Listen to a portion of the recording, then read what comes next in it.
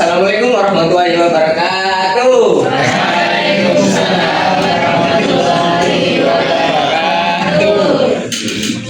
Selamat pagi anak-anak. Pagi, Pak. Bagaimana kabarnya hari ini? Alhamdulillah, luar biasa. Allahu Akbar. Alhamdulillah. Sebelum memulai pelajaran pada pagi hari ini, silakan ketua kelas bisa dipimpin doa. Mas Ahdan, coba ayo. Baik teman-teman, sebelum memulai pelajaran pada pagi hari ini, alangkah baiknya kita berdoa, membaca Al-Fatihah. A'udzubillahi minasyaitonirrajim. Bismillahirrahmanirrahim.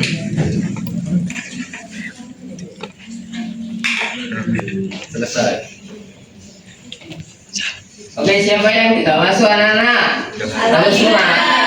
Puput, Pak. Silva sakit hati. Tadi kenapa itu? Fufu Fafa, Pak.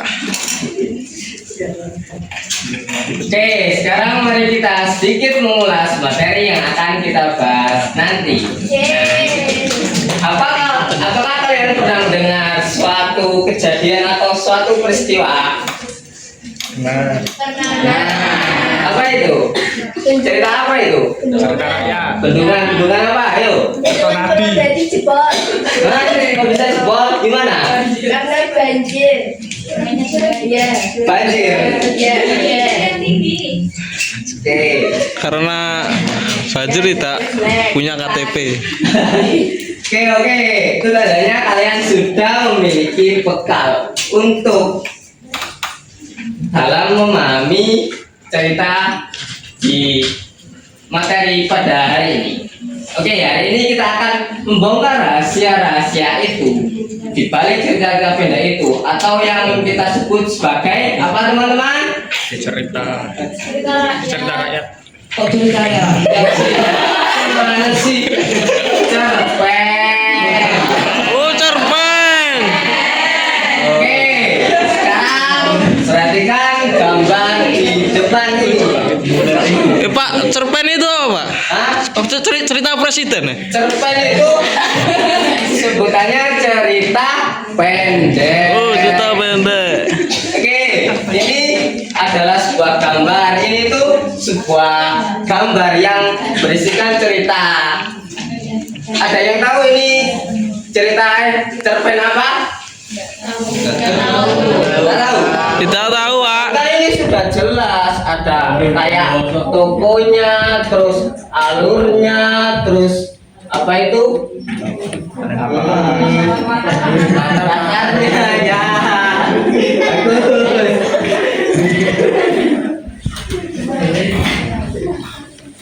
Oke, sebelum saya tunjuk, silakan diamati dulu ya selama 5 menit.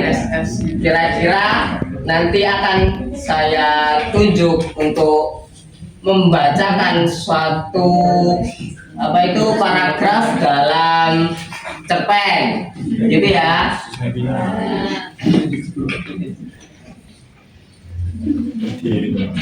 Ayo diamati, ayo.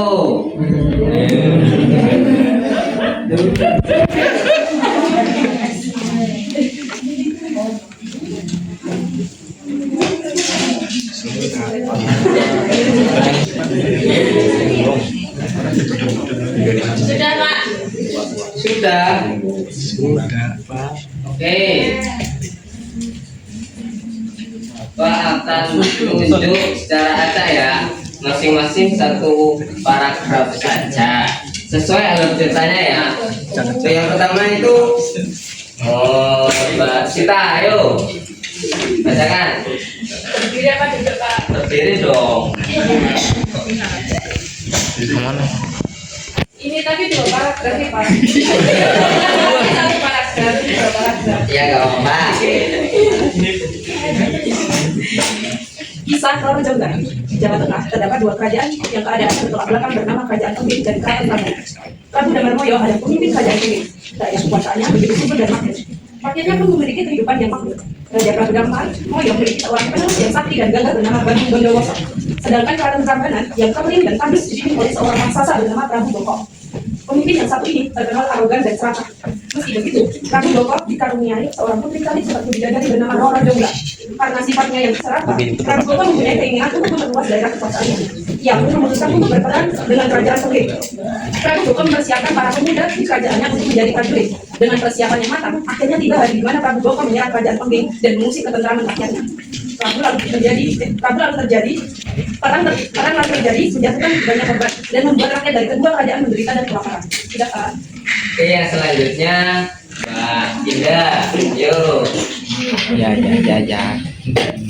Melihat keadaan begitu memprihatinkan, Prabu Damar Moyo mengutus anaknya sendiri untuk maju ke medan perang dan melawan Prabu Boko.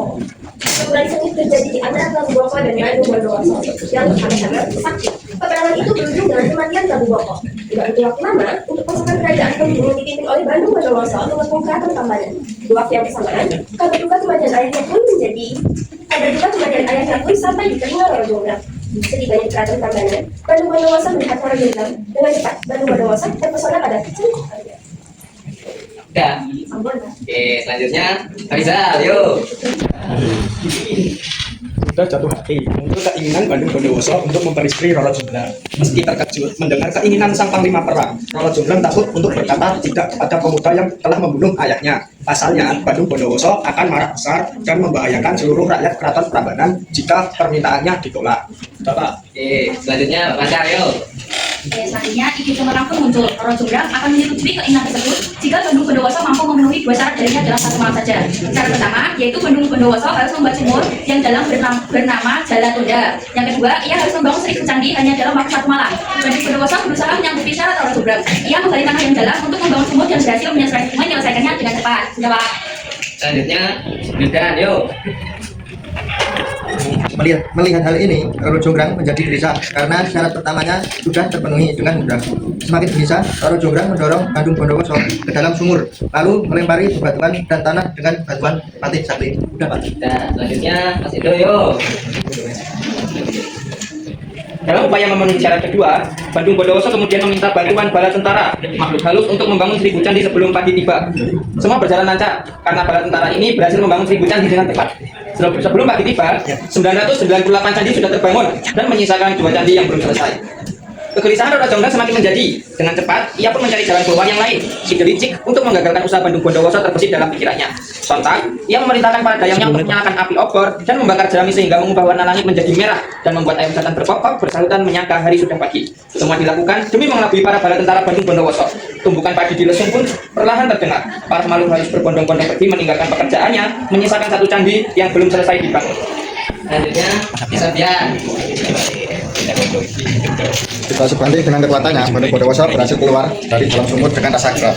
Tapi amarahnya itu tidak jadi meledak karena rasa cintanya pada Roro Jonggrang.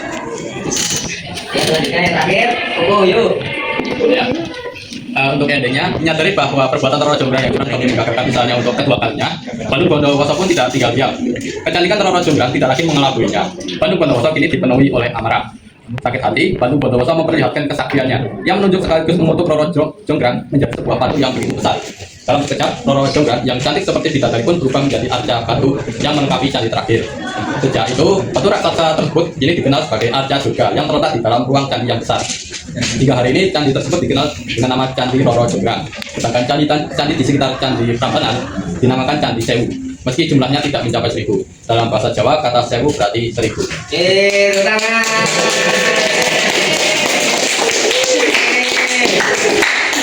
Sekarang kalian sudah bisa menangkap alurnya kan? Oke, sekarang mari kita ulas sebuah cerpen. Tidak hanya soal urutan kejadian, tapi ada unsur pembangunnya. Nah, cerpen itu ialah kayak fiksi singkat yang biasanya terdiri kurang dari 10.000 kata dan fokus pada satu tokoh utama saja.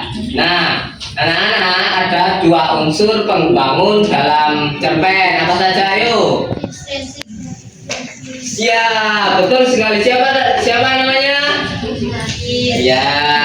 Kalau unsur instruksi itu ada apa saja? rokok, alur, amanat. Oke, kalau yang ekstrinsipnya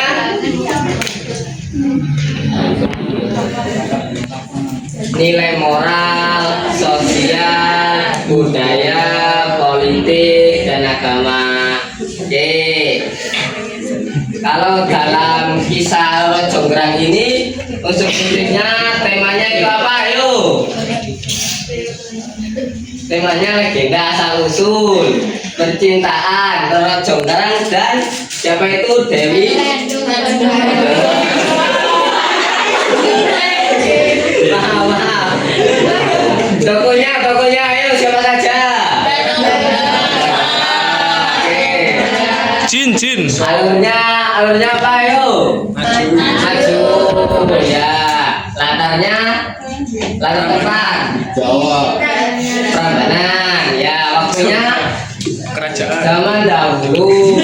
Pagi menjelang Siang. malam menjelang pagi. Nah, sudut pandangnya Orang ya. Kalau amanatnya apa? jangan terlalu mencintai. Jangan namanya siapa? Rizal. Oke, Jal. Ada unsur ekstrinsipnya. Kalau nilai budayanya apa? Dari Jawa. Kepercayaan terhadap kekuatan mistis. Terus tradisi kisah masa lampau di Jawa. Kalau moralnya nggak tahu. Kejujuran dalam berjanji dan bahaya dari cinta yang dipaksakan. Jadi nggak boleh cinta yang dipaksakan itu. Siapa? Kalau untuk politiknya ada nggak kisah Roro Jonggrang ini? Itu PHP itu loh, Pak. Pak. Oke, siap. Bagus sekali. Menyala. Oke, baiklah. Sebelum kita akhiri, siapa yang bisa menyimpulkan apa saja unsur-unsur yang ada dalam cerpen? Yuk. Siapa yang bisa?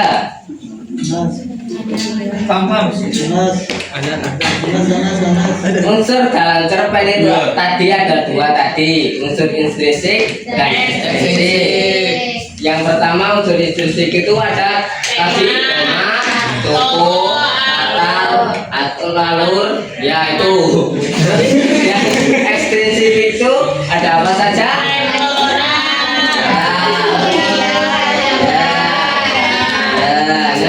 Tepat sekali. Itu adalah kunci kalian untuk membuat suatu cerpen yang utuh. Dan inilah tugas kalian di rumah.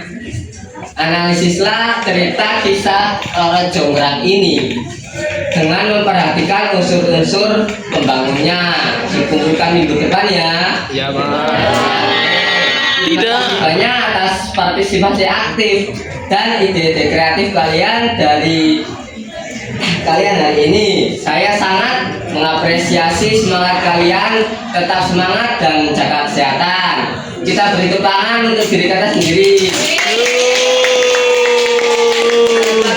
Wassalamualaikum warahmatullahi wabarakatuh. Waalaikumsalam.